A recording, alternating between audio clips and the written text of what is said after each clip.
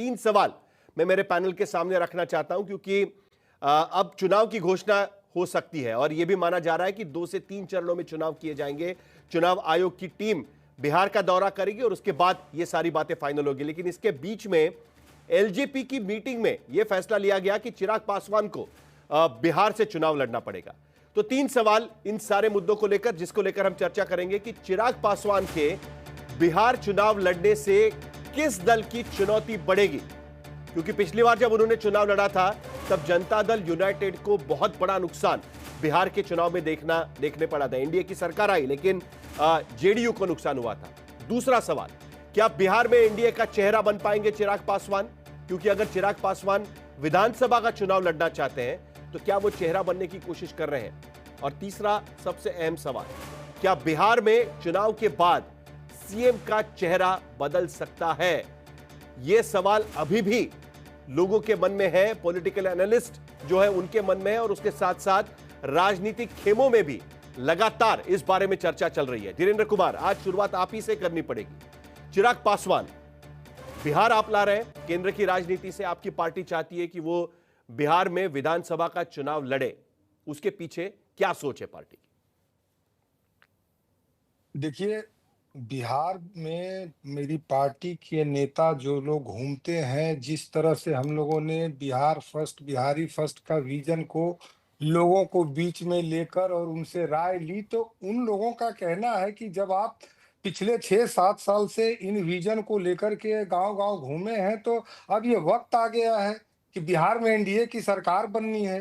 तो आपको उस सदन में रह करके भी इन सब बातों को अब ला करके और जनता के बीच में उसको परोसना चाहिए।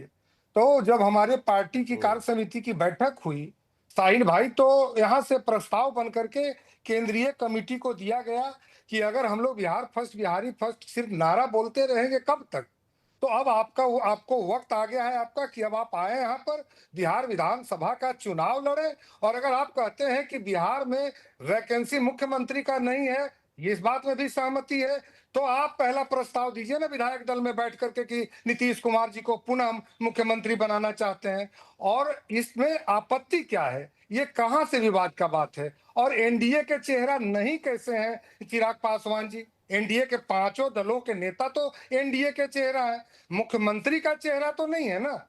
तो हर एक चेहरे पे हम लोग चुनाव में जाना चाहते हैं। और हमारे नेता चिराग पासवान जी का स्वीकार्यता उनकी युवाओं के बीच में है, महिलाओं के बीच में है, यंगस्टर के बीच में है, किसानों के बीच में है, लगातार वो घूम रहे हैं। तो ऐसे में अगर ये आते हैं, अभी आपने जो चल रहा था उसमें बोला गया था कि चिराग जले तो रोशनी और भड़के तो शोला। मैं तो कहता हूं कि मेरे चिराग पासवान जी ना एनडीए के अलादीन के चिराग हैं। और जो 225 का हमने अगर लिया है ना टारगेट, ये 225 का पार करेगा।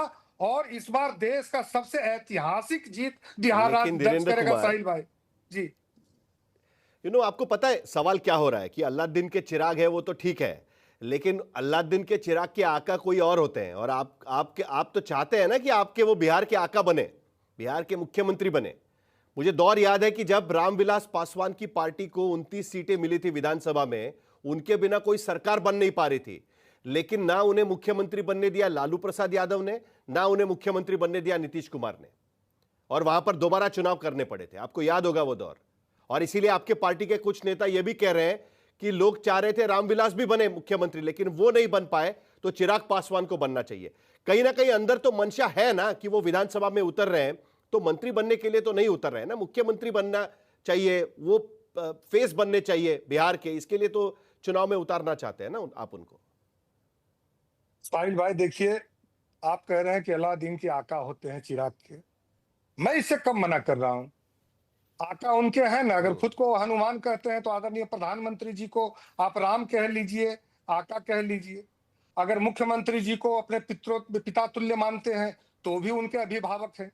और उन्होंने तो आप लोगों के मंच पे आकर के बोला है ना कि बिहार में कोई वैकेंसी नहीं है, तो इसका अन्यत्र मतलब निकालना। हाँ, इतना जरूर है कि आजादी के 75 वर्षों के बाद में जब तक कांग्रेस की शासन रही, कभी दलित यहां तक सोच नहीं सकता था।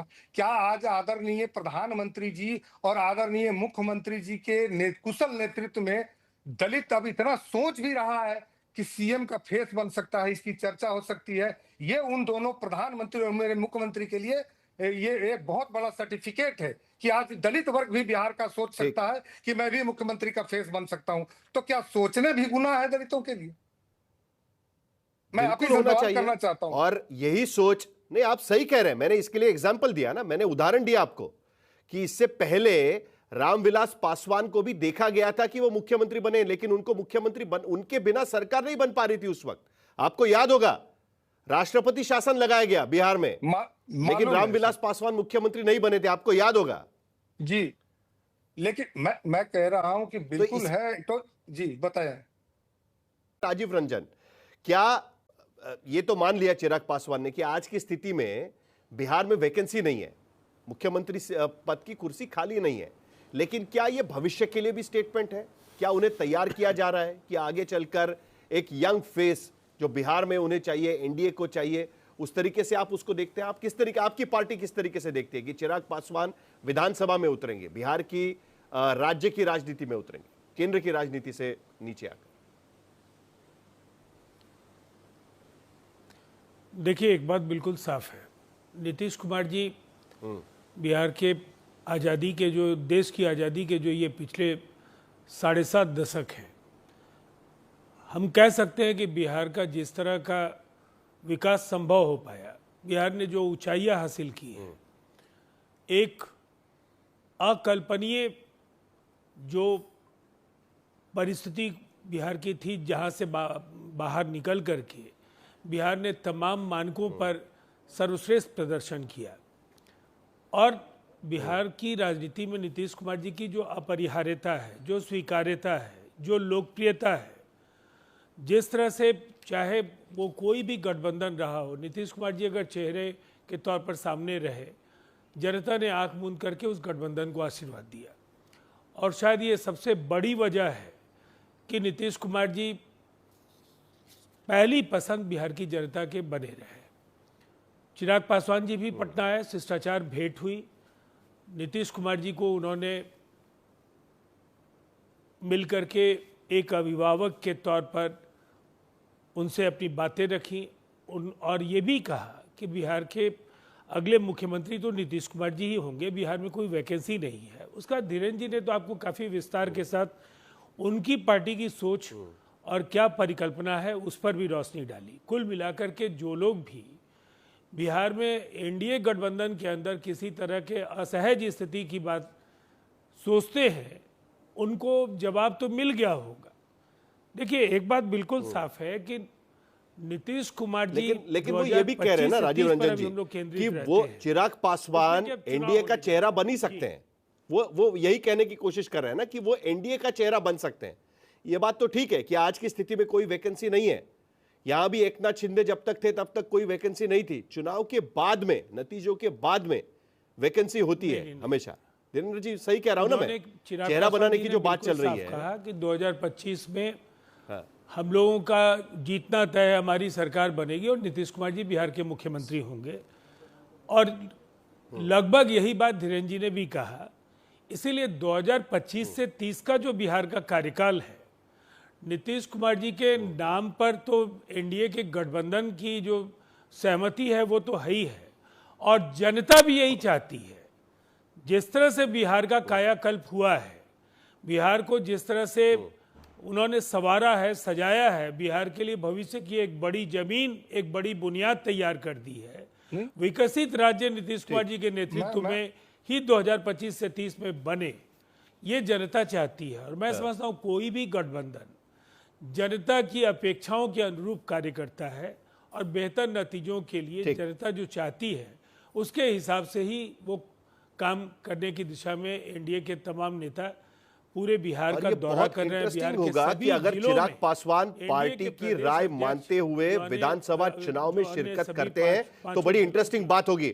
डॉक्टर अजय आलोक भी मेरे साथ जुड़े हुए हैं। उनके पास जाने के पहले धीरेन्द्र कुमार, आप कुछ कहना चाहते हैं जल्दी से, क्योंकि देखिए राजीव रंजन जी साफ कर चुके हैं कि 25 में एनडीए की सरकार आएगी तो 25 से 30 तक नीतीश कुमार ही मुख्यमंत्री बनेंगे, जब ऐलान यानी जो भी आप चिराग पासवान और आप 100, चाहते हैं ना कि बिहार 100, फर्स्ट 150 या दिनों में चेहरा जो भी बनाना बिहार के चाहते हैं चुनाव या जो भी करना चाहते हैं वो 2030 के बाद ही हो बिहार की पाएगा। जनता ने मन बना लिया, ठीक है ना धीरेन्द्र 225 जी? सीटें कम से कम इसको एनडीए को भाई, मिलने जा रही है। और आप दोनों दूसरी दो तरफ चीज- इस राजीव सरकार रंजन जी, के मेरी आवाज मुखिया आपको आ रही है, तो नीतीश मैंने कुमार सवाल पूछा धीरेन्द्र इसमें कुमार कोई को, जरा संशय उनकी नहीं आवाज है, कम। इसलिए इसको किसी भी धीरेन्द्र देश जी। के दूसरे राज्य से वहां क्या कुछ हुआ उससे जोड़ करके देखा जाना बिल्कुल ही उचित नहीं होगा। बिहार ठीक के है राजीव रंजन, परिप्रेक्ष्य में धीरेन्द्र ये कुमार, पूरी तरह से धीरेन्द्र कुमार। सुस्पष्ट है कि नीतीश कुमार जी अगले मुख्यमंत्री होने जा रहे हैं। ये इस है, पे धीरेन्द्र राजीव जी को और अजय जी को क्यों आप हम लोगों को आपस में ये साहिल भाई full कहना चाहते हैं, disconnected। जब हम लोगों ने पहले ही कहा, मैंने तो कहा है आपको कि एनडीए के तो चेहरा है ही ना, चाहे वो आदरणीय जीतन राम मांझी जी हो, उपेंद्र कुशवाहा जी हो या चिराग पासवान जी हो, ये सभी चेहरे मिलकर ही चुनाव लड़ेंगे, लेकिन मुख्यमंत्री तो नीतीश कुमार ही होंगे, इसमें कहाँ कोई संदेह है। लेकिन हम अपनी पहचान, अपनी स्वतंत्रता को बरकरार रखना चाहते हैं। आप गठबंधन में हैं, लेकिन हम अपने आइडियोलॉजी को तो नहीं छोड़ सकते हैं ना। गठबंधन में सरकार में साथ जाएंगे, मुख्यमंत्री जी को मुख्यमंत्री बनाएंगे, लेकिन किसी पार्टी की सिस्टर कंपनी की तरह हमको नहीं देखा जाए। नहीं। हमारे भी कुछ वोटर्स हैं, हमारे भी कुछ साहिल जी मुझे लोग कंप्लीट हैं। करने दीजिएगा, आपका फोन डिस्कनेक्टेड था। नहीं नहीं, आपकी आवाज आ रही थी, आपकी आवाज पूरी आ रही थी, आपका पूरा मुद्दा सुना गया यहाँ पर। नहीं, आपका मुद्दा पूरा सुना गया है, मैं आपके पास दोबारा आऊंगा। धीरेन्द्र कुमार कुछ खत्म कर रहे हैं, उसके बाद अजय आलोक से भी मुझे पूछना है। धीरेन्द्र कुमार खत्म करिए। मैं यही कह रहा हूं कि हम लोगों में एकता जबरदस्त है साहिल भाई। दर्शकों को भी आप क्यों कंफ्यूज करना चाहते हैं? हम लोग सारे लोग बोल रहे हैं कि नीतीश कुमार जी अगले अरे मुख्यमंत्री होंगे। सर, हम किसी को कोई कंफ्यूज नहीं कर रहे हैं। देखिए ऐसा है कि कुछ चीजें है ना कि हमारे यहाँ पर कुछ चीजें हमने देखी होती है, कुछ चीजें हम लोग प्रेडिक्ट करने की कोशिश करते हैं। देखिए अभी यशवंत देशमुख भी यहाँ पर जुड़ चुके हैं, उनको याद होगा कि हमने कुछ चीजें पहले से डिस्कस की हुई थी चुनाव के पहले और वही चीजें हो गई। तो कभी कभी हमको लगता है कि जो बोला जा रहा है आज की स्थिति में 5 महीने के बाद चीजें अलग भी हो सकती है ना। इसीलिए हम लोग पूछ रहे हैं कि अचानक उठकर जब चिराग पासवान को कहा जाता है कि आप विधानसभा में आइए, विधानसभा का चुनाव लड़िए, आपके सपने का बिहार बनाना है, तो वो तो मुख्यमंत्री बनने के बाद ही हो पाता है ना। आपको तो पता है किसी भी राज्य में एक ही सबसे बड़ा पद होता है, वो मुख्यमंत्री का पद। बाकी सारे पदों को कोई पूछता नहीं। आपको मैं बताना चाहता हूं इस बात को, आपको भी मालूम होगा शायद। धीरेन्द्र जी, साहिल भाई, युवा बिहारी अपने नाम के आगे लिखते हैं। चिराग पासवान अपने घर ही तो आना चाहते हैं, इसमें क्या तकलीफ? मैं तो कहता हूं कि अगर बिहार की बहुत बड़ी राजनीति अच्छी उनको बात है। बिहार में अगर राजनीति करनी है, बिहार को आगे बढ़ाना है, नेक्स्ट जनरेशन के नेता हैं आदरणीय मुख्यमंत्री जी ने जिस तरह से चीजों को आगे लेकर के आज अंधकार से प्रकाश की ओर लाया है, तो क्या ये चिराग फिर आगे नहीं लेकर के जा सकते हैं? क्या ये बिहार के चेहरा नहीं हो सकते हैं? और ये भी मैं बता रहा हूं कि मुख्यमंत्री तो नीतीश कुमार जी को ही बनाया है उन्होंने, और मुख्यमंत्री जी के कुशल नेतृत्व में बिहार का दलित महादलित आज यह सोचने को भी तैयार है, लोग सपने भी देख रहे हैं। नहीं तो इसके पहले तो कांग्रेस के जमाने में सपने भी नहीं देखते थे, और इसी 1990 का के दौर चेहरा में बनने के लिए लोक जनशक्ति पार्टी माना जा रहा है कि 33 से 34 सीटें मांग सकती है। और पिछले चुनाव में हमने देखा कि जिस तरीके से उन्होंने चुनाव लड़े, कई जगह पर जहां पर एनडीए हारी, वो जो डिफरेंशियल वोट था वो एलजेपी के पास जाता हुआ यहां पर नजर आया। पिछली बार 30 सीटें देने के लिए भी एनडीए तैयार नहीं हुई थी। क्या इस बार आपकी पार्टी इस पक्ष में होगी? अगर चिराग पासवान कहते हैं कि हम भी चुनाव लड़ना चाहते हैं, 33 से 35 सीटें हम खुद लड़ना चाहते हैं, उसके लिए आपकी पार्टी तैयार होगी? क्योंकि ये सीट डिस्ट्रीब्यूशन बड़ा ट्रिकी बन जाता है।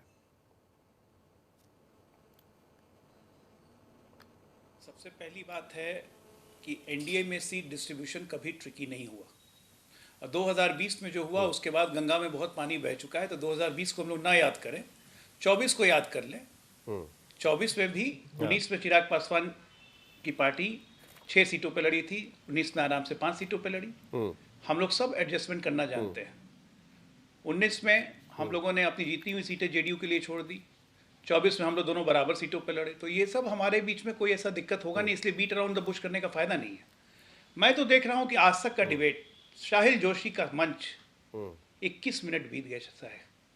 ये जयचंद की आवाज कितनी भारी है कि आरजेडी अभी तक नजर ही नहीं आ रही है मुझे स्क्रीन पे, जबकि आज तो मौका था उनके लिए। मैं भी उनका इंतजार कर रहा हूं। मजा लेते हैं हम लोग तीनों। मैं सचमुच कहता हूं, मैं भी उनका इंतजार कर रहा हूं। वो आएंगे आएंगे कह रहे, अभी तक आए नहीं। मैं बता रहा हूं साहिल जी, मैं बता रहा हूं ये बिहार की धरती है, आंदोलन की जनक रही है, जयप्रकाश आंदोलन चला था, पहली बार कांग्रेस को पटकनी इसी धरती ने दी थी, सत्ता से उतार दिया था पूरे देश में से।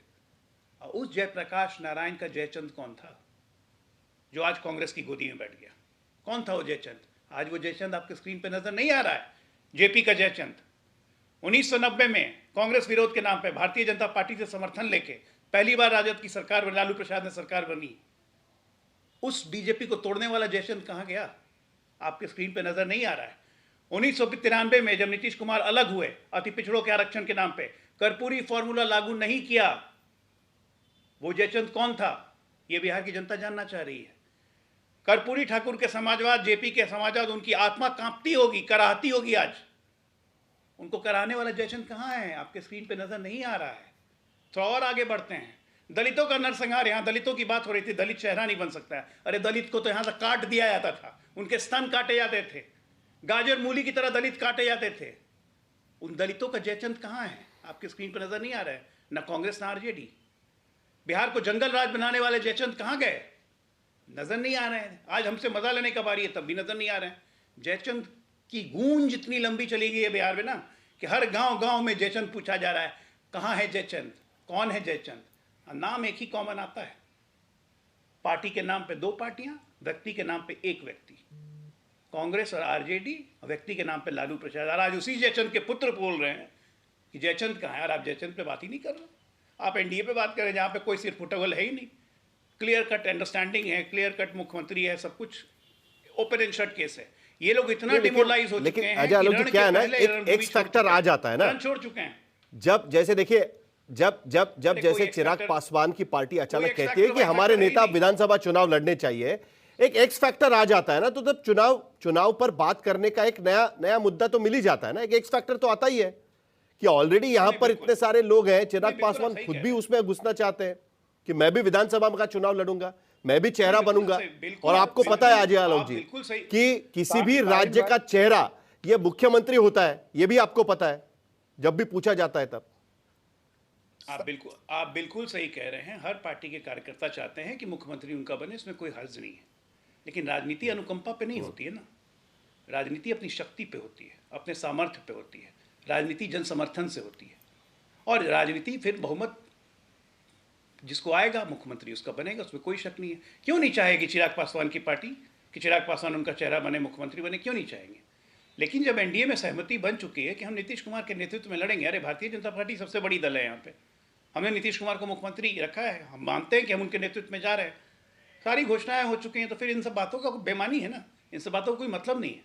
चिराग पासवान को लड़ना है, उनका स्वागत है, और निश्चित तौर पर एनडीए के चेहरा है। क्यों नहीं है चेहरा भाई? जीतन राम मांझी चेहरा है, उपेंद्र कुशवाहा। मैंने सवाल ये पूछा था, वो 33 जो 33 सीटें मांगी जा रही है, 33 से 34 सीटें, वो हो जाएगा ना? मतलब पिछली बार जैसा नहीं होगा, इस बार नए सिरे से हमें देखना चाहिए। कोई सीटें कोई साहिल जी, कोई सीटें अभी तक मांगी नहीं गई, अभी तो सीट शेयरिंग की चर्चा भी नहीं हुई है। तो ये अफवाहों का बाजार तो राजनीति में हमेशा it's always pregnant with possibility, अगर हम ही रहती है।